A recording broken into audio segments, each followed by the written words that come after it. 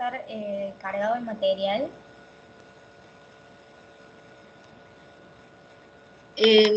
Mira, no te puedo dar una fecha. Déjame que revisemos con los otros integrantes de la cátedra y les vamos a ir subiendo porque el material está completo. La asignatura sucede que era mucho más amplia. Yo voy respondiendo el chat, me dice el doctor Abasolo. Bueno, perfecto, Martín, gracias.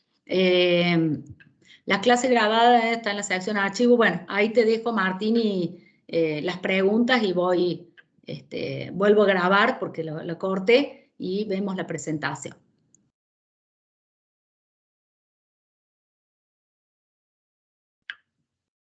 Ah, no se detuvo. Bien.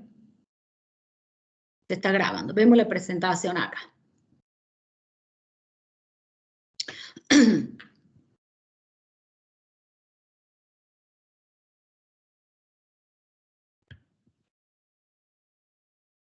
Bueno, fíjense, esta unidad número 1 es una introducción a lo que es el derecho privado. Yo les decía, ustedes habían visto derecho público en el cuatrimestre anterior y ahí tuvieron una primera aproximación a lo que era el derecho, la teoría general del derecho. Aquí lo vamos a analizar desde otro aspecto, ya no el derecho como ciencia, sino el derecho como norma, como ley. Ustedes vieron la Constitución Nacional, recién hablábamos del Código Civil y Comercial, dijimos que el Código Civil estaba derogado, el Código de Comercio también. Esto es el derecho norma o derecho objetivo. Esa sería una cara del derecho. Imagínense que es una moneda que tiene dos caras. ¿Se dejó de compartir la pantalla? No. Ahí Sí, está. profe. Sí, profe. ¿La ven allí a la pantalla? ¿Sale? La presentación. No sale. ¿Cómo? No, todavía no, profe. No se ve. A ver, vuelvo.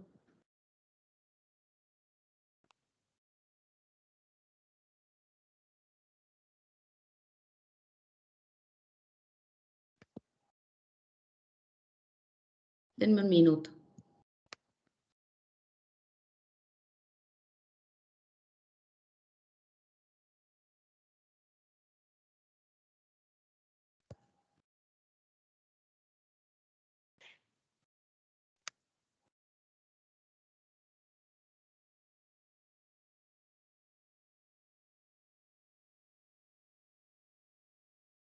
¿Ahí se ve la presentación?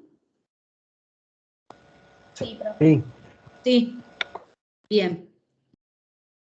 ¿Ahí se ve agrandada en tamaño más grande? Sí, profe. Sí. Bien. Hemos quedado acá. Decíamos que podíamos tomar al derecho en sus dos caras. Término multívoco significa que tiene múltiples significados, o al menos varios significados. Podemos hablar del derecho como norma, el derecho como ley. Les di el ejemplo, la Constitución, el Código Civil y Comercial, el Código Penal y todas las leyes que ustedes puedan imaginar que integran el derecho público o el derecho privado. Esta sería una cara del derecho. Si lo diéramos vuelta, ya no tendríamos el derecho norma, el derecho objetivo, sino que tendríamos los derechos subjetivos. Le hemos denominado acá derecho facultad. Son poderes, prerrogativas, facultades que tenemos cada uno de los individuos para poder exigir de otro determinada conducta, determinado comportamiento. Esto ya les doy un ejemplo para que lo puedan bajar a la realidad. Estos derechos subjetivos son reconocidos. Fíjense que aquí en la presentación está la palabra reconocidas en cursiva, subrayada. ¿Por qué? Porque estos derechos subjetivos los tenemos todos y cada uno de nosotros por ser persona, pero son reconocidos por el derecho objetivo, por la ley, por la norma, no son otorgados, son previos. Los tenemos todos y cada uno de nosotros para satisfacer distintas necesidades y distintos intereses. De modo que la palabra reconocidas está puesto allí señalando que la norma, la ley, el legislador no nos da los derechos, sino que nos reconoce todos estos derechos que por nuestro carácter de persona ya tenemos. Supongamos que quiero comprar un inmueble. Aparece allí un derecho subjetivo de carácter patrimonial. El contrato que voy a realizar con esa persona, le voy a comprar a Juan un inmueble, voy a realizar un contrato. Ahí aparece un derecho subjetivo de carácter patrimonial que se llama, que es el contrato. A partir de eso van a hacer también otro derecho subjetivo. Compré la cosa, pagué el precio, cumplí con esa obligación que surgía de ese contrato y aparece un derecho subjetivo que es el derecho real de dominio. Soy dueña de la cosa, soy titular dominial de la cosa. Estos son de contenido patrimonial o económico. Ahí están las facultades, los poderes, la prerrogativa para exigir de otro determinada conducta. Si soy el comprador, voy a exigir la entrega de la cosa. Juan, que era el vendedor, puede exigir el pago del precio. Luego que he cumplido con mi obligación que surge de ese contrato de compraventa, voy a tener derecho a la entrega de la posesión de la cosa, o inclusive aún antes de haber terminado de pagar el saldo de precio, podré exigir la entrega de la posesión de la cosa. Entonces ven ustedes cómo surgen derechos subjetivos en este contrato de compra-venta de un inmueble. Pero también surgen derechos subjetivos o existen derechos subjetivos que no tienen contenido económico. Este ejemplo que les acabo de dar es estrictamente con contenido patrimonial. Pero hay derechos subjetivos sin contenido patrimonial. Se denominan extrapatrimoniales. Por ejemplo, los del derecho de familia, por ejemplo, los derechos personalísimos que ahora los vamos a ver en un cuadro. Es simplemente para dar un ejemplo de qué es el derecho subjetivo en una cuestión práctica como es la celebración de un contrato. Estos derechos subjetivos tienen tres elementos: sujeto, objeto y causa. Fíjense, el sujeto es ni más ni menos que el titular de esos derechos, quien va a ejercer esos derechos. Pero en materia jurídica tenemos una terminología propia. El derecho como ciencia tiene una terminología especial y a ese sujeto le llamamos persona. Es persona porque tiene personalidad jurídica. Las personas pueden ser humanas o jurídicas.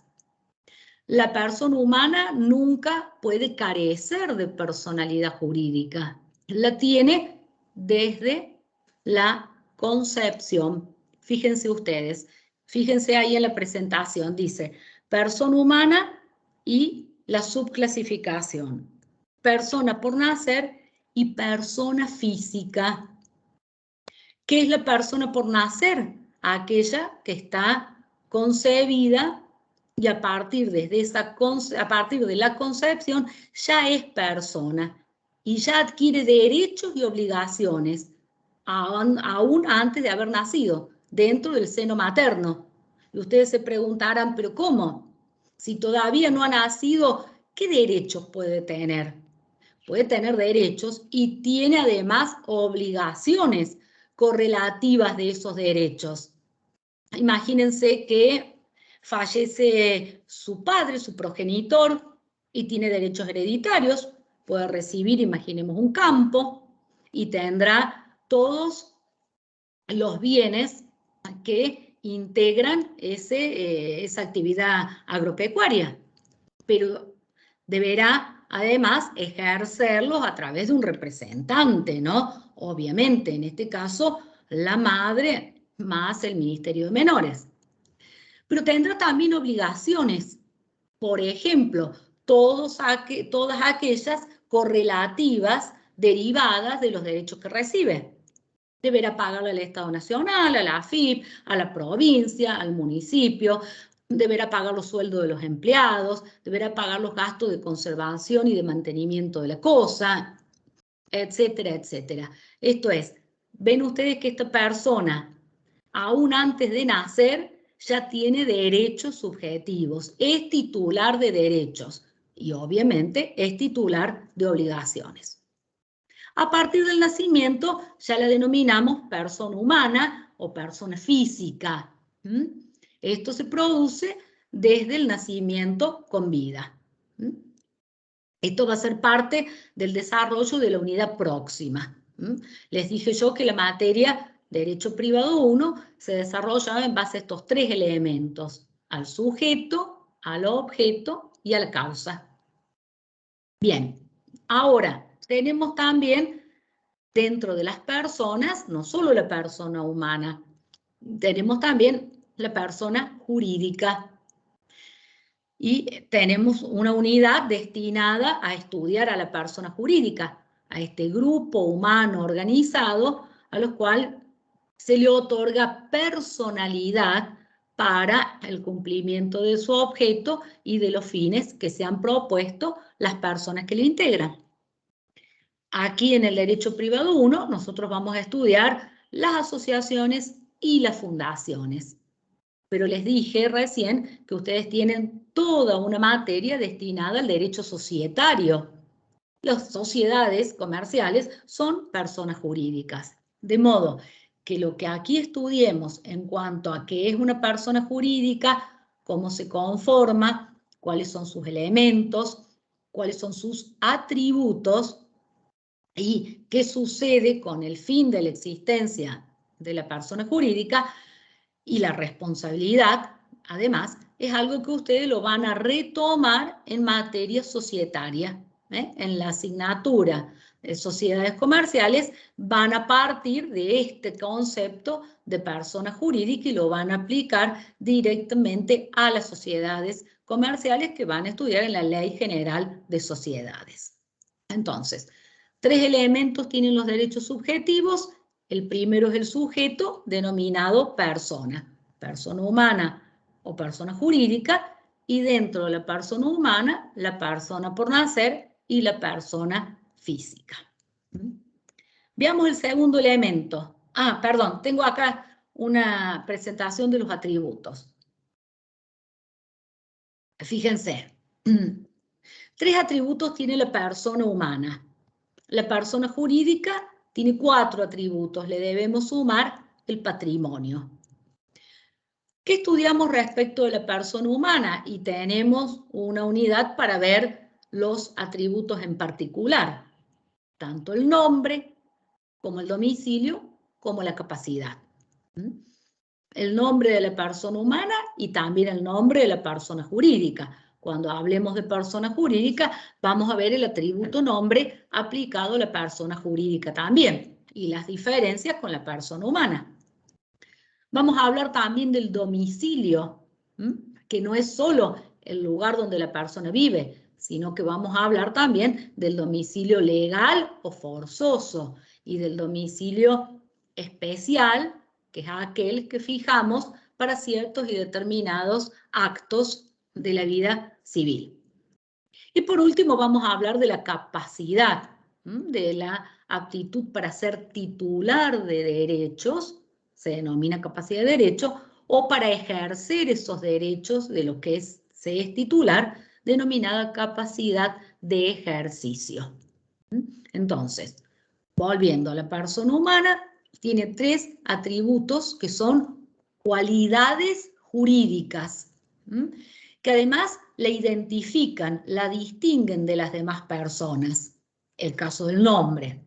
El domicilio las diferencia respecto de un territorio.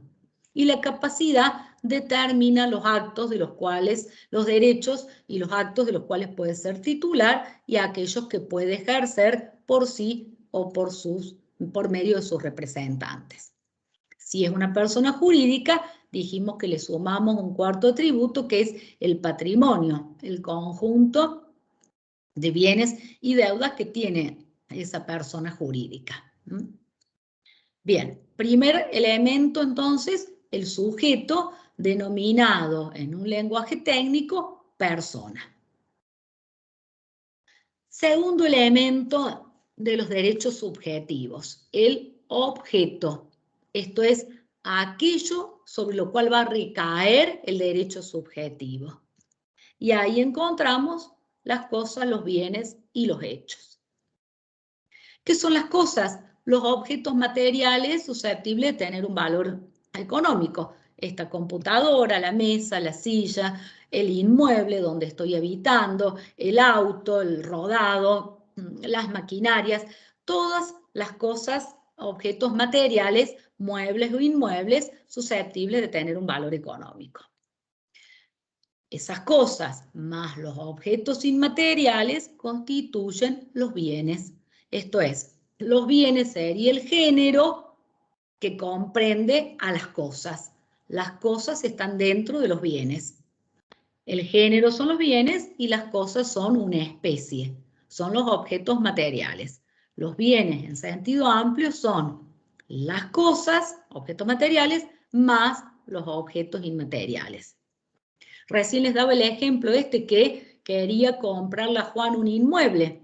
Ahí aparece una cosa inmueble de carácter registrable. Entonces, mi derecho subjetivo va a versar sobre la cosa inmueble que deseo comprarle a Juan.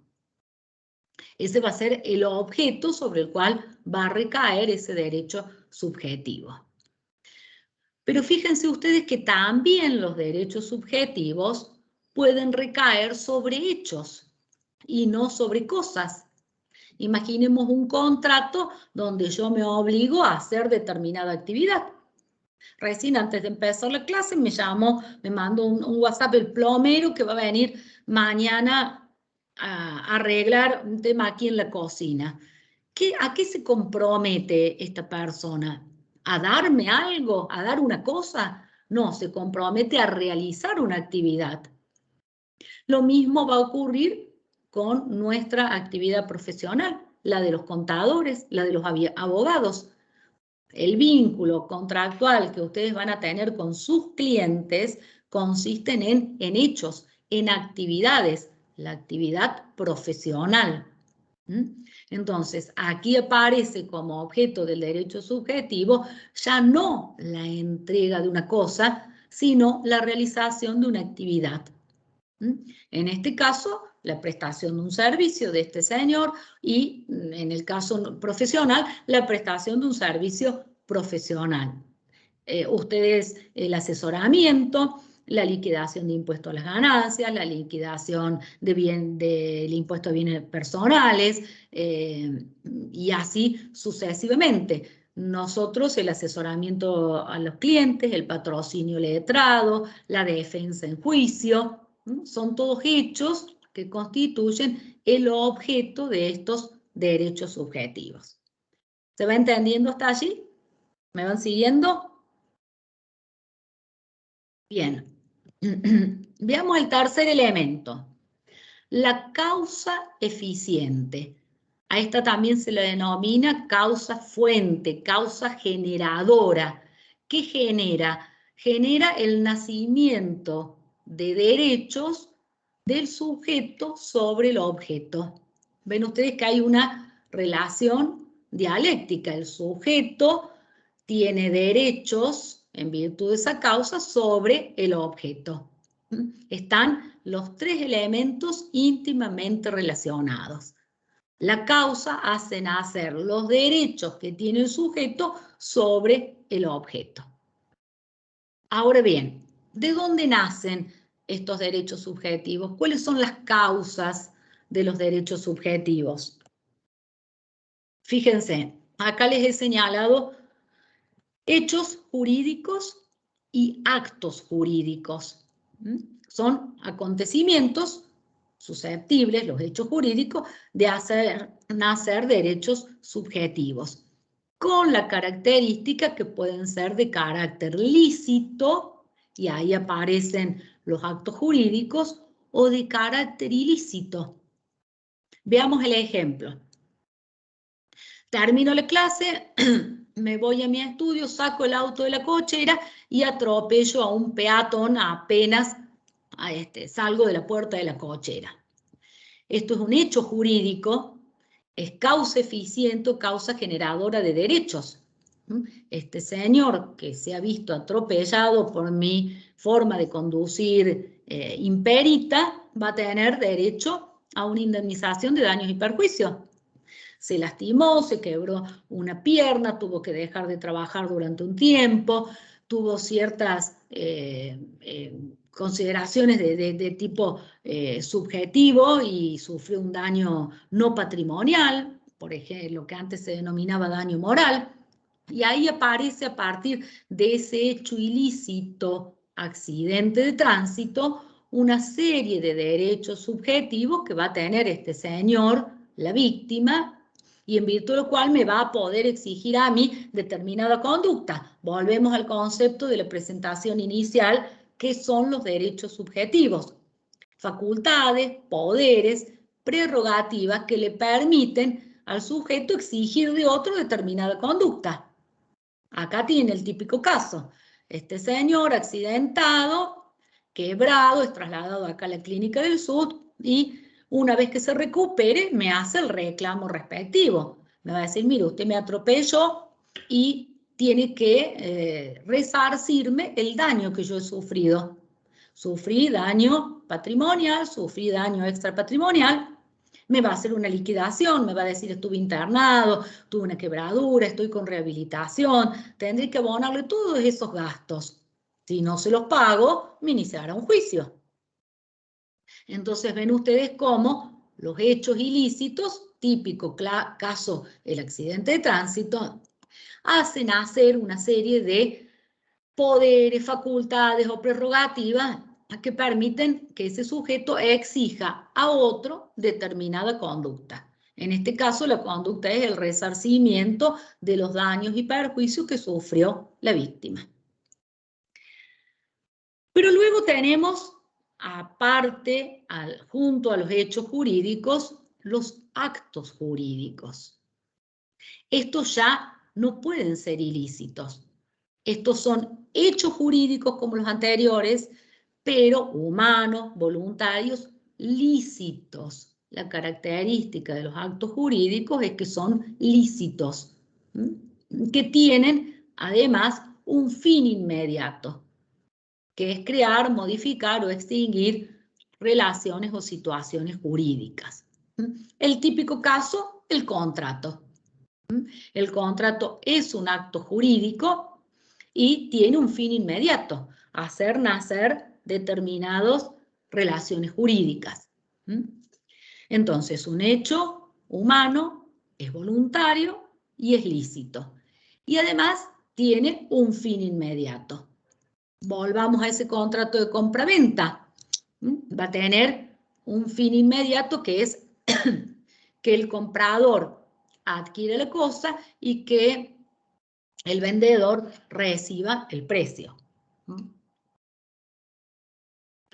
Ahora bien, ese es un acto jurídico con contenido patrimonial, con contenido económico.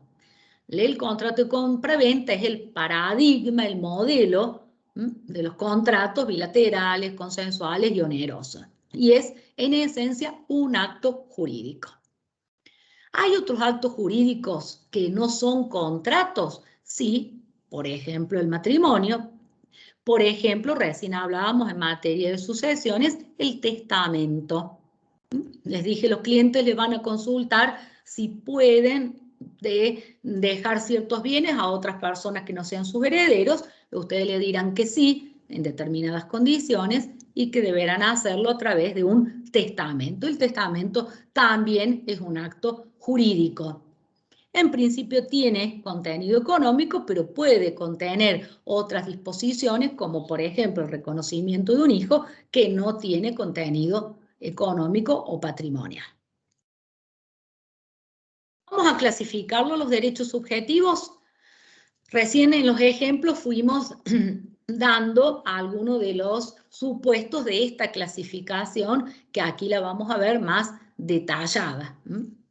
Fíjense, derechos subjetivos patrimoniales. ¿Por qué les llamamos patrimoniales? Porque tienen contenido económico. Y ahí encontramos a los derechos personales o creditorios. Se los llaman obligaciones. Esto es parte de lo que ustedes van a desarrollar en el derecho privado 2. Yo les dije, ustedes van a ver las obligaciones y los contratos. Eso es parte del derecho privado 2 de ciencias económicas. ¿Qué implica en esto? La posibilidad de exigir el acreedor al deudor el cumplimiento de una prestación. De dar, de hacer o de no hacer. Eso es una obligación. Esto es una relación jurídica donde hay dos sujetos, uno se llama deudor, otro se llama acreedor, y en virtud de ese vínculo jurídico uno puede exigir a otro determinada prestación, que puede ser la entrega de una cosa, por eso dije obligación de dar, el caso de la compra-venta del inmueble, o una actividad, el hacer.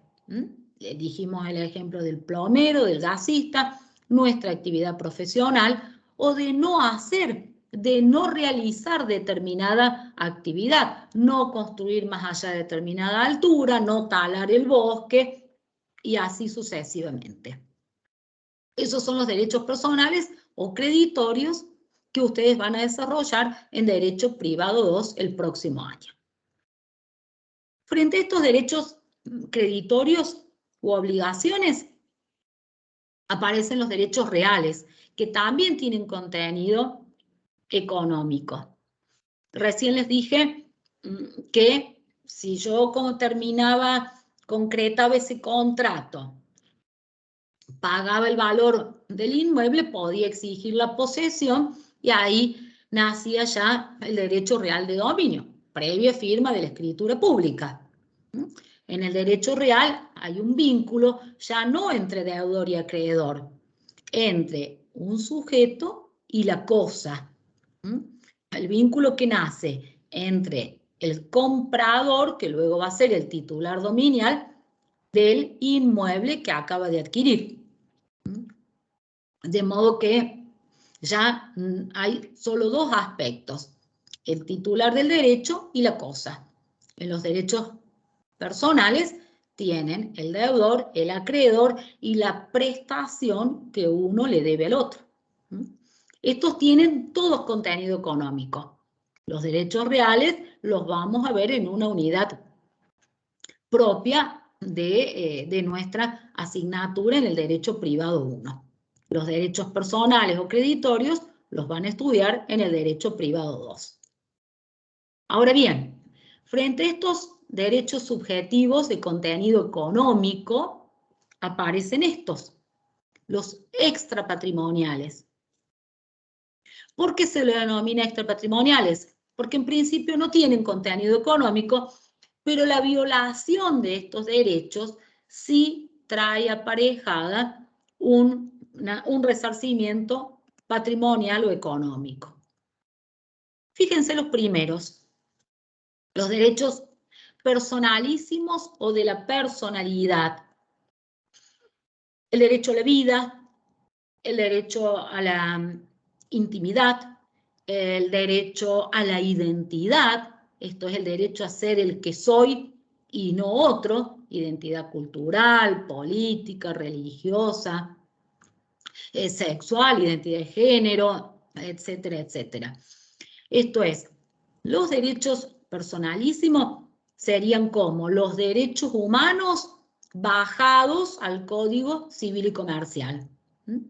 Ya vamos a hablar del Código Civil y Comercial, del título preliminar, de la constitucionalización del derecho privado, y vamos a ver que el Código Civil y Comercial regula muchos de estos derechos que ya están en los tratados de derechos humanos que ustedes vieron en la materia anterior, en Derecho Público, y que conforman el bloque de constitucionalidad de nuestro país. Frente a esto aparecen los derechos potestativos, que deberíamos llamarlo en realidad derecho de familia. La responsabilidad parental, la tutela, la curatela. Estos son derechos que en principio no tienen contenido económico, aunque ciertos aspectos lo puedan tener. Por ejemplo, si yo hablo de la responsabilidad parental, el conjunto de deberes y derechos de los progenitores sobre la persona y bienes de los hijos, en el derecho de familia, tengo que hablar de la obligación alimentaria. Y la obligación alimentaria tiene contenido económico. Digo, siempre hay aspectos económicos en todos estos derechos. Pero la característica que tienen los extrapatrimoniales es que esencialmente no tienen contenido económico. Pero imaginemos que dentro de los derechos personalísimos tomamos el derecho a la privacidad o derecho a la intimidad, que tenemos todas las personas, inclusive las personas públicas. Y encontramos a un medio masivo de comunicación, un canal de televisión, una revista, un diario, que comienza a publicar aspectos de la vida privada de esa persona. De una persona, aunque sea pública, o de cualquiera de nosotros que no lo seamos. Nace allí el derecho a exigir un resarcimiento económico por violación de la intimidad o de la privacidad de la persona.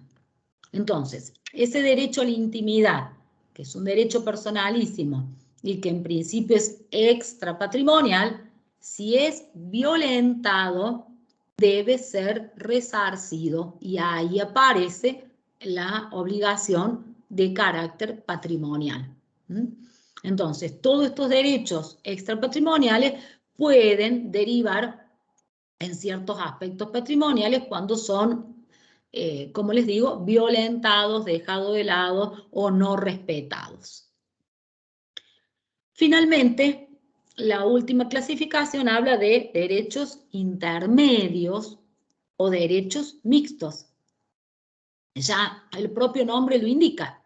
Si son mixtos, es porque tienen aspectos patrimoniales y extrapatrimoniales. En eso consisten. Y ahí están los derechos intelectuales, los derechos de autor. Si yo he escrito una canción o he escrito un libro y veo que luego otro lo está utilizando sin reconocer mi derecho de autor, tengo derecho a un resarcimiento por esa utilización, porque el derecho intelectual surge o proviene de mi intelecto, pero tiene también un aspecto económico, que es la posibilidad de la explotación de ese derecho una vez que ha sido registrado como un derecho intelectual. Deberé probar que soy la autora del libro, deberé probar que soy la autora de una canción, pero si el derecho intelectual está debidamente inscrito, reconocido en el Instituto Nacional de la Propiedad Industrial, realmente se va a convertir en un derecho mixto donde puedo exigir los aspectos patrimoniales que de él surjan. Comienzan a pasar esa canción en la radio y no me pagan los derechos de autor. Pido el reconocimiento y ahí aparece el aspecto económico que además se va a trasladar a mis herederos por un determinado periodo de tiempo. Haciendo un raconto, los derechos subjetivos son poderes, facultades o prerrogativas que permiten a un sujeto exigir de otro determinada conducta y que no son otorgados, sino que son reconocidos por el derecho objetivo, que es el derecho norma, la ley. en sentido amplio. Tienen tres elementos: el sujeto, persona humana, persona jurídica; el objeto, que comprende las cosas, los bienes y los hechos; y en tercer término, la causa generadora, la causa fuente, que es aquella de donde provienen los derechos subjetivos y que le son reconocidos al sujeto para que los ejerza sobre el objeto. Ahí tenemos los tres elementos: sujeto, objeto, causa. Aquí tenemos en esta presentación la clasificación: derechos patrimoniales, personales o creditorios, y derechos reales; los extrapatrimoniales, sin contenido económico, los derechos personalísimos y los derechos de familia; y los derechos intermedios o mixtos, que son los derechos intelectuales. Bien, ¿qué sucede con este título? Fíjense lo que dice la presentación: derechos individuales y derechos de incidencia colectiva. Los derechos individuales son los que acabamos de ver, los que acabamos de analizar. Los derechos subjetivos, estos eran los típicos del Código Civil, que ya no está vigente, del Código de Vélez. Ya vamos a hablar en la clase próxima de ese código, pero hacemos una mención. El Código de Vélez estaba centrado en los derechos subjetivos, esencialmente los de contenido patrimonial, derechos reales y derechos personales. Estos derechos subjetivos tienen un interés individual y cada interés es distinto uno de otro, porque hace a cada sujeto en particular. Bien. ¿Qué sucede? Les decía recién, les di el ejemplo de la violación a la intimidad. Alguien publica hechos de mi vida privada, yo inicio un reclamo económico, tengo la posibilidad de iniciar una acción, como dice la presentación, y obtener una sentencia en un proceso bilateral, porque tiene dos partes: actor y demandado. La actora voy a ser yo, el demandado va a ser el medio masivo de comunicación que publicó fotos o cartas o videos de mi vida privada. Esto era lo que contenía el código anterior, y allí terminaba el reconocimiento de derechos en los derechos subjetivos. ¿En qué avanza el Código Civil y Comercial? Avanza en incorporar derechos que ya no son individuales, sino que son de incidencia colectiva, donde el bien es afectado, es un bien colectivo. Y ahí les puse un ejemplo: un bien que nos pertenece a todos, el medio ambiente. Fíjense lo que dice el artículo 14, ahí lo he citado, pero lo he citado para esto de que el que tenga el código lo lea y lo revise, nada más. Les dije al comienzo de la clase, el número no importa, es solo que si tienen dónde leerlo, van, lo leen y les queda más claro. Dice el artículo 14, este Código Civil y Comercial, en cada artículo tiene un título. Este lleva el título Derechos Individuales y de Incidencia Colectiva. Y dice: en este código se reconocen A, derechos individuales; B, derechos de incidencia colectiva. Y aclara: la ley no ampara el ejercicio abusivo de los derechos individuales cuando puedan afectar al ambiente y a los derechos de incidencia colectiva en general. Fíjense ustedes que fija una regla muy clara: todos los individuos tenemos estos derechos subjetivos que acabamos de mencionar, pero no podemos ejercerlo de modo abusivo, porque frente a ellos están los derechos de incidencia colectiva. Esto es, yo puedo ejercer todos estos derechos individuales siempre y cuando no afecte los derechos de incidencia colectiva, por ejemplo, el medio ambiente, como dice el artículo 14.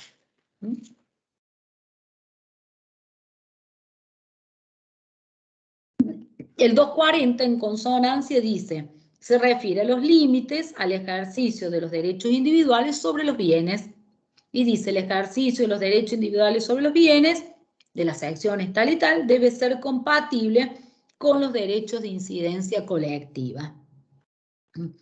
Debe conformarse a las normas del derecho administrativo nacional, ustedes las vieron en derecho público, y no debe afectar el funcionamiento ni la sustentabilidad de los ecosistemas, de la flora, de la fauna, de la biodiversidad, el agua, los valores culturales, que también considera derechos colectivos, el paisaje, entre otros, según criterios previstos en la ley especial, que en parte es la Ley General del Ambiente. Entonces, vemos cómo avanza el Código Civil y Comercial en el reconocimiento de derechos. Frente a los derechos subjetivos, individuales del Código de Vélez, pone a los derechos de incidencia colectiva, aquellos que pertenecen a todos, de manera indivisible. Bien, aquí hemos desarrollado lo que hace a derechos subjetivos o derechos facultades. Yo les dije que era una moneda de dos caras, derecho subjetivo y por otro lado el derecho objetivo o derecho norma, decía la primera presentación. Derecho objetivo, entre paréntesis, derecho norma. Yo les dije es la ley o las leyes en sentido amplio. Fíjense el concepto que tienen acá. El derecho objetivo es el conjunto de normas jurídicas que regulan la vida en sociedad, que ordenan la vida en sociedad.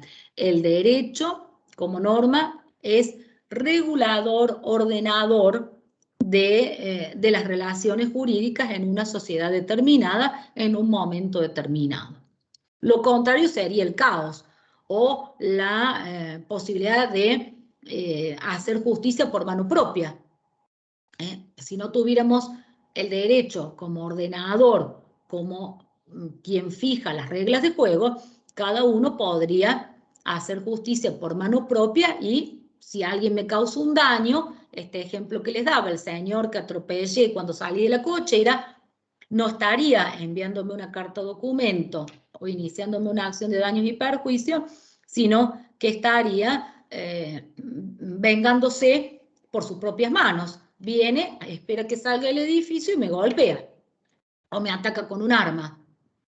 Eso sería la venganza privada. El derecho viene a poner orden en una sociedad y evitar que las personas actúen ejerciendo venganza por sus propios medios. Por eso es el regulador de la vida en sociedad. El que pone orden y evita el caos dentro de una comunidad. Ustedes han hablado mucho de la sanción de las leyes, de la promulgación de las leyes, eso es toda materia del derecho público, por eso aquí en derecho privado no volvemos sobre esos temas, ni desde cuándo rigen las leyes, ni cómo se sancionan las leyes, porque eso lo han visto cuando han hablado en derecho público de la sanción y promulgación de las leyes. Sí, simplemente decir, recordar que el derecho objetivo abarca no solo el derecho vigente, que es el que denominamos derecho positivo.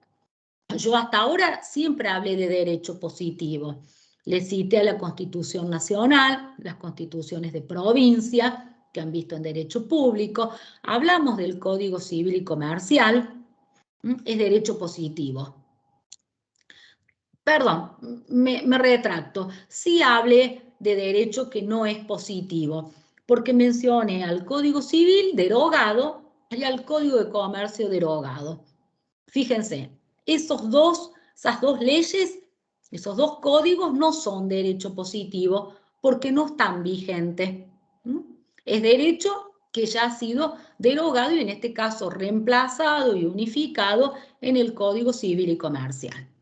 Nosotros en la próxima clase, ¿sí? Entonces positivo significa que está vigente. Sí, Positivo es solo el derecho vigente en un país determinado, en un momento determinado. Por eso dije, me retracto, porque sí mencioné dos códigos que no son derecho positivo. Ya serían derecho histórico, no muy lejano, pero histórico al fin, porque forma parte de la historia del derecho privado argentino, pero no es tan vigente. Entonces, el derecho objetivo va a comprender el derecho positivo vigente, pero también la costumbre, que se denomina derecho consuetudinario, el derecho histórico, aquí yo he citado derechos muy antiguos, las leyes de India, de Castilla, el derecho romano, del cual vamos a hablar la clase que viene como antecedente, es la base de todo el derecho continental europeo. También el Código Civil y el Código de Comercio derogado son derecho histórico reciente, pero ya no es derecho positivo. Y también integra el derecho objetivo el derecho consuetudinario, que es la costumbre, la repetición de ciertos actos por parte de una comunidad con el convencimiento de que es un ordenador justo de la vida en sociedad. Eso es la costumbre. Pero es derecho no escrito. Se lo denomina consuetudinario. Surge de la repetición de conductas en una comunidad durante un tiempo determinado, o por un tiempo determinado, pero a diferencia del derecho positivo, no está escrito en una norma, no hay una ley. Se traslada de generación en generación por la repetición de esas conductas, que por supuesto que son consideradas como justas, por eso son perdurables en el tiempo, por eso se transmiten a lo largo de los años como justas y como aptas para regular ciertos aspectos de la vida en sociedad. Eso la convierte en derecho consuetudinario. Bien, fíjense, acá tienen el concepto del derecho positivo. Esto de aquel elaborado con los requisitos formales hace a la sanción y promulgación de las leyes, a lo que ustedes vieron en derecho público. Por eso le digo, no vamos a volver sobre eso. Está creada, está sancionada por un legislador, está promulgada por el Poder Ejecutivo y se encuentra vigente en un país determinado.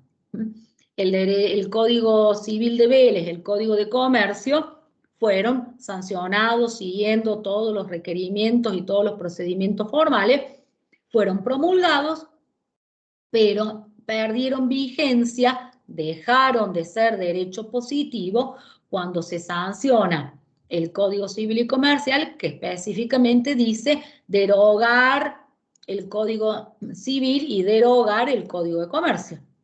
Entonces ya no es más derecho positivo, pero sigue siendo parte del derecho objetivo de nuestro país.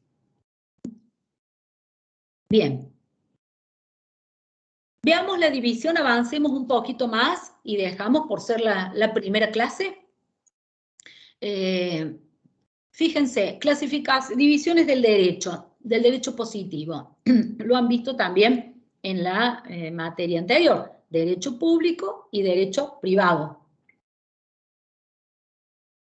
Derecho público y el derecho privado puede ser interno, esto es, aquellas disciplinas jurídicas que rigen dentro de nuestro país, o internacional, que regulan las relaciones, por ejemplo, de los individuos con otros individuos, con cosas, con bienes, en otro país, caso del derecho internacional privado, o el derecho internacional público, que regula las relaciones de los estados entre sí, o de los estados y los organismos internacionales, supongamos la OEA, la ONU, la Organización Internacional del Trabajo, la UNESCO, etcétera, etcétera. El interno es el que rige, la norma que rige dentro de nuestro país, y el internacional regula relaciones entre estados, si es público, o entre sujetos y cosas, si es derecho internacional privado. Esto nada más que mostrarle lo que ustedes ya han visto en la materia público, o por lo menos alguna parte de ello. Ustedes han hablado de derecho constitucional y del derecho administrativo. Quizás, obviamente, no han visto ni derecho penal ni derecho procesal, pero sí muchos aspectos procesales los van a ver, por ejemplo, en concursos y quiebras, porque esa es una ley procedimental que tiene también derecho de fondo. No han visto derecho financiero con ese nombre, pero sí van a hablar de derecho tributario en distintas asignaturas del plan de estudio, donde van a estudiar los impuestos, los tributos y la liquidación de esos impuestos. Y ahí van a ver algunos aspectos, van a ver los aspectos legales, obviamente. Cada uno de estos impuestos tiene la ley que los regula. Y aparte de la liquidación o para la liquidación van a tener que conocer los tributos en particular. Derecho público interno y derecho internacional público. Fíjense, este es el que nos ocupa a nosotros, el derecho privado. Y dentro del derecho privado, el derecho privado interno. Y yo puse ahí en cursiva derecho civil y derecho comercial. Porque nosotros estudiamos en Derecho Privado 1 y en Derecho Privado 2, Derecho Civil y Comercial. El código contiene materia de Derecho Civil y materia de Derecho Comercial. Ya en la clase próxima tenemos 2 clases más para la unidad número 1, así que no nos vamos a adelantar. Vamos a ver que no toda la materia comercial está en el Código Civil y Comercial. Vamos a ver que hay todos microsistemas o leyes especiales que regulan también aspectos comerciales. Bien, derecho del trabajo ustedes tienen, lo van a ver, quizás no derecho agrario y derecho de minería, pero sí derecho laboral. Y por último, el derecho internacional privado. Dije algo recién de derecho de forma y derecho de fondo cuando me referí a la ley de concursos y quiebras. Les dije, es una ley que tiene mucho, es un procedimiento, el de los concursos y quiebras, que tiene además normas de fondo. Explico esto por si no quedó claro cuando lo vieron en público. El derecho de fondo son los códigos y las leyes que rigen en todo el país y que son sancionadas por el Congreso de la Nación. Eso se lo conoce como derecho de fondo. El Código Civil y Comercial, el Código Penal, el Código Aeronáutico, la Ley de Contrato de Trabajo también, imagino el Código de Minería y así sucesivamente. Frente a estos códigos o leyes sancionadas por el Congreso de la Nación, las provincias, en virtud de las facultades no delegadas a la Nación, mantienen, reservan, conservan la posibilidad de dictar leyes o códigos procesales. Código procesal civil, código procesal laboral, código procesal administrativo, que es facultad de las provincias. ¿Qué significa? Que cada provincia tiene un procedimiento distinto. Muchos han unificado y siguen casi los mismos procedimientos, pero como regla general, los códigos procesales o procedimentales son facultades de las provincias, no delegada a la nación. Entonces, el Código de Procedimiento Civil y Comercial de Córdoba es distinto del de La Pampa, del de San Luis, del de Jujuy, y así sucesivamente. Entonces, frente a los códigos de fondo, están los códigos de forma o de procedimiento, para que podamos distinguir. Estas instituciones del derecho civil, luego, además de tener el Código Civil y Comercial, el procedimiento a seguir va a ser distinto. Por ejemplo, frente a ese incumplimiento del contrato de compraventa, en Córdoba tendrá un procedimiento, pero puede que tenga otro en La Pampa y tenga otro distinto en La Rioja. Por eso, más allá de que muchas provincias ya van siguiendo casi los mismos criterios, puede que el procedimiento difiera en ciertos aspectos, difiera en los plazos, por ejemplo, mientras que hay muchas leyes o códigos, el caso de la ley de contratos de concursos y quiebras, que tiene aspectos procedimentales incorporados en la propia ley. Nuestro Código Civil y Comercial también tiene muchos aspectos procesales adentro, que ya no van a variar de provincia en provincia. Ejemplo, el divorcio. El trámite del divorcio está fijado de comienzo a fin en el Código Civil y Comercial. Y no va a ser distinto en Córdoba del que se haga en Buenos Aires o el de que se haga en Salta. ¿Por qué? Porque se han